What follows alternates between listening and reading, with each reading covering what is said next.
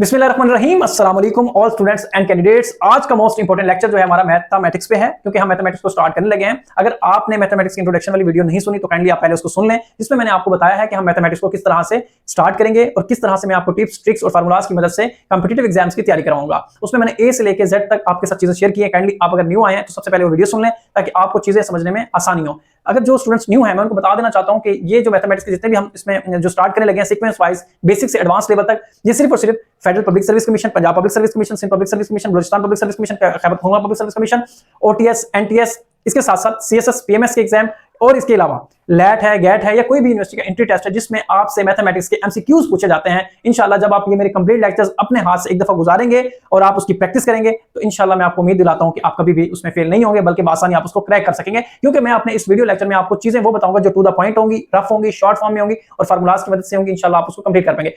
अगर आप इस यूट्यूब चैनल पे न्यू है तो सबसे पहले इस चैनल को सब्सक्राइब कर लें। अगर आप इस फेसबुक पेज पे न्यू है तो इसको फॉलो कर लें ताकि आने वाली लेटेस्ट वीडियो का नोटिफिकेशन आसानी आपको मिल सके। इसके अलावा जिस तरह लेक्चर सीक्वेंस वाइज अपलोड होते रहेंगे, जिसमें मैथमेटिक्स है, कंप्यूटर है, जीके है, एवरीडे साइंस है, जो भी सब्जेक्ट अपलोड होते जाएं, आप काइंडली उसको एक चीज अपने ज़हन में आपने रखनी है, आपने उसको सीक्वेंस वाइज तैयार करना है। ये नहीं कि आपने एक लेक्चर वो सुन लिया, एक लेक्चर ये काइंडली ना कीजिएगा। आपने उसको तरतीब के साथ लेक्चर्स को सुनना है ताकि आपको हर चीज समझ आ जाए।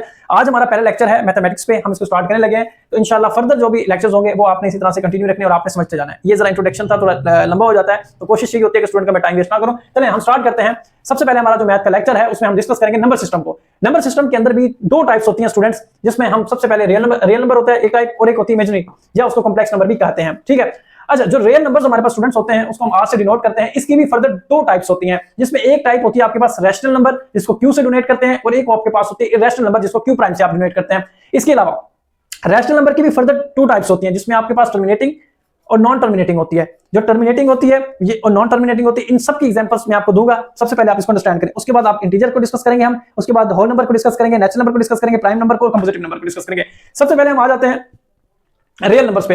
रियल नंबर के अंदर जो रैशनल है, इसकी जो रियल नंबर की जो दो टाइप्स हैं, जिसमें एक रैशनल है और एक इरैशनल है। सबसे पहले हम इसको डिस्कस करते हैं। जो रैशनल नंबर होते हैं उसको फिक्शन फॉर्म में हम लिखते हैं, जैसा कि आपको नजर भी आ रहा है, पी ओवर क्यू की फॉर्म में। ठीक है, और ये मोस्ट इंपोर्टेंट है कि क्यू जो है वो कभी भी जीरो नहीं होता, ये आपने अपने दिमाग में बिठा लेना है। जबकि जो इरैशनल नंबर होते हैं ना, वो पी ओवर क्यू की फॉर्म में नहीं होते, ये आपने याद रखना है। वो जो इरेशनल नंबर्स होते हैं स्टूडेंट्स, वो पी ओवर क्यू की फॉर्म में नहीं होते, ये चीज आपने अपने ध्यान में रखनी है। अच्छा, अब मैं आपको बताता हूं जो हमारे पास टर्मिनेटिंग नंबर होते हैं। रैशनल नंबर के आगे जो दो टाइप्स हैं, जिसमें टर्मिनेटिंग है और नॉन टर्मिनेटिंग है।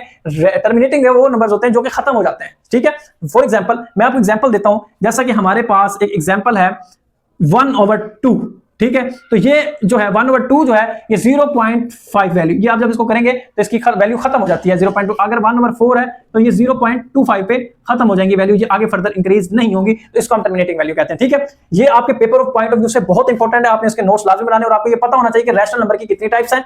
ठीक है, फर्दर आगे, और रियल नंबर की फर्दर आगे कितनी टाइप्स हैं, और आपको ये पता होना चाहिए। नॉन टर्मिनेटिंग या रिकरिंग वो चीज होती है, नॉन टर्मिनेटिंग वो होते हैं जो never stop after decimal points. ठीक है, लेट्स सपोज फॉर एग्जांपल मैं आपको बताता हूं 1/3 है जिस तरह, तो इसमें 0.33333 ये सेम नंबर है, तो ये क्या आएंगे नॉन टर्मिनेटिंग नंबर। अगर डेसिमल, इसके अलावा अगर हमारे पास है 3, एग्जांपल ले लेता हूं मैं 0.2727 लाइक दैट, इस तरह में कर लेते हैं, तो इसमें ये इसमें वैल्यूज जो है वो सेम है, तो इसको हम कहते हैं रिकरिंग। ये आपने अपने स्टूडेंट माइंड में रखनी है कि जो आपके पास टर्मिनेटिंग नंबर होते हैं वो आपके खत्म हो जाते हैं, जो नॉन टर्मिनेटिंग होते हैं वो उनकी वैल्यू सेम होती है और आगे वो बढ़ते जाते हैं। ठीक हो गया, ये आपने माइंड में रखनी है। नॉन टर्मिनेटिंग रिकरिंग एक ही चीज होती है, never stop after decimal point, ये आपने अपने माइंड में बिठा लेना है।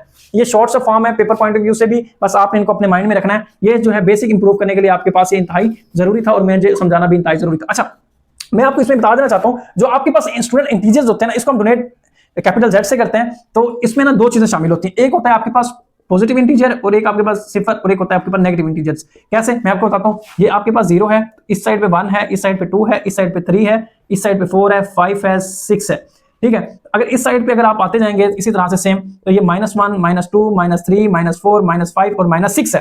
ठीक है, ये आपके पास क्या है, इंटीजर्स है। क्या है ये आपके पास, इंटीजर है। अच्छा, आप स्टूडेंट ये बताएं कि -1 बड़ा होगा कि -6, तो आपके पास -1 बड़ा होगा, क्योंकि 0 के करीब तरीन वैल्यू है, तो ये आपके पास जो है वो बड़ी वैल्यू होगी। अच्छा, इससे आगे बढ़ते हैं। स्टूडेंट्स का टाइम बहुत कीमती होता है, मैं इसको समझता हूं, ये मैं सिर्फ आपको इंट्रोडक्शन दे रहा हूं जो कि आपको पता होना चाहिए हर हाल में। ठीक है, होल नंबर का पूछा जाता है, एग्जाम पॉइंट ऑफ व्यू से बहुत इंपॉर्टेंट है कि होल नंबर कहां से स्टार्ट होते हैं, तो मैं आपको बताना चाहता हूं। हमेशा याद रखिएगा होल नंबर जो होते हैं वो 0 से स्टार्ट होते हैं, 0, 1, 2, 3 4 5 6 आगे बढ़ते जाएं तो ये आपके पास 16 नंबर होते हैं जो कि 0 से स्टार्ट होते हैं। जो नेचुरल नंबर आपके पास होते हैं वो स्टार्ट होते हैं आपके पास 1 से। ये आपने याद रखना है, जो आपके पास नेचुरल नंबर होते हैं वो 1 से स्टार्ट होते हैं, ठीक है, ये स्टूडेंट आपने याद रखना है। इसके अलावा जो आपके पास प्राइम नंबर होते हैं, जो आपके पास प्राइम नंबर होते हैं, याद रखना है आपने कि वो 2 से स्टार्ट होते हैं। किससे स्टार्ट होते हैं? वो आपके पास 2 से स्टार्ट होते हैं, जो आपके पास प्राइम नंबर होता है, ठीक है। ये पूछे जाते हैं, पॉइंट ऑफ व्यू से बहुत इंपॉर्टेंट है। Whole number, integer sorry natural number, prime number, और जो आपके पास कंपोजिट, इसमें 2 फैक्टर्स होते हैं। क्या होते हैं इसमें कंपोजिटिव नंबर्स के अंदर?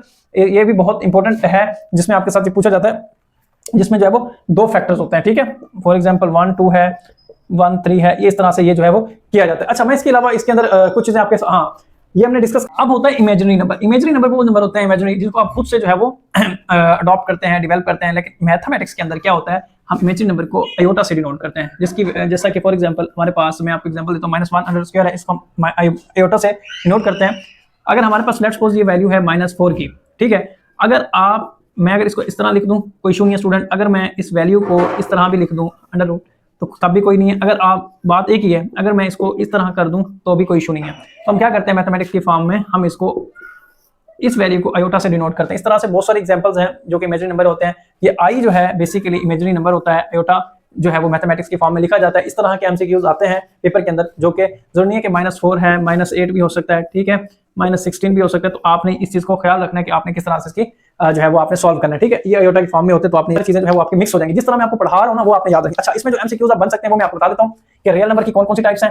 पहला एमसीक्यूज, ठीक है, रैशनल नंबर को कितने पार्ट्स हैं, कितनी टाइप्स हैं, ये दूसरा सवाल है। और इसके अलावा मैं आपको ये वाज़ेह कर देना चाहता हूं ऑल स्टूडेंट्स कि जो आपके पास इंटीजर्स हैं, होल हैं, नेचुरल है, प्राइम है, ये आपके पास जो है वो मोस्ट इंपोर्टेंट है। 3 4 5 ये पेपर पॉइंट ऑफ व्यू से बहुत इंपोर्टेंट है। ये आईबी के पेपर भी हमें भी आए हुए थे, इंटेलिजेंस ब्यूरो का पेपर हुआ था, जीडी 11 का और जीडी 7 का, उसके अंदर ये पूछे गए थे सारे सवाल। नॉन टर्मिनेटिंग का भी उसने पूछा था कि कौन कौन सी चीजें होती है, कौन कौन सी फॉर्म होती है, ये सारी चीजें जो उसके अंदर पूछी गई थी। ये मोस्ट इंपोर्टेंट चीजें थी जो मैंने आज आपके साथ डिस्कस कर दी है। और ये क्यू प्राइम का भी उसने पूछा हुआ था, ये भी आपने स्टूडेंट्स याद रखना है, ठीक है। ये वो चीजें जो मैंने आपके साथ शेयर की हैं जो पेपर पॉइंट ऑफ व्यू से और एमसीक्यूज के रिगार्डिंग जो है वो बहुत इंपॉर्टेंट है। यहाँ पे मैं कोई मतलब कि रट्टे नहीं लगवानी, मैंने कोई ऐसी चीज आपको नहीं बतानी जो आपको एक ऐसा फील हो कि बोझ पड़ रहा है। जस्ट मैंने टू द पॉइंट आपके साथ चीजें शेयर की हैं, आपने इसको नोट करना है और नोट करने के बाद आपने जस्ट इनके नोट्स बनाने हैं, ताकि आप जब भी उठाएं इसको सिर्फ आप उसको रिवाइज करें। जिसमें आप देखें कि नंबर सिस्टम था, उसके अंदर 2 कैटेगराइज टाइप्स थी, उसके रियल नंबर की फिर 2 टाइप्स थी, उसके बाद फिर टर्मिनेटिंग है, नॉन टर्मिनेटिंग है, फिर इंटीजर्स है, होल नंबर है, नेचुरल है, प्राइम है, फिर आप इस तरह से चीजों को डिस्कस करते जाएंगे और पढ़ते जाएंगे, फिर इमेजिनरी है, फिर कॉम्प्लेक्स। बस इतना सा इंपॉर्टेंट है, इसके अलावा कुछ नहीं है।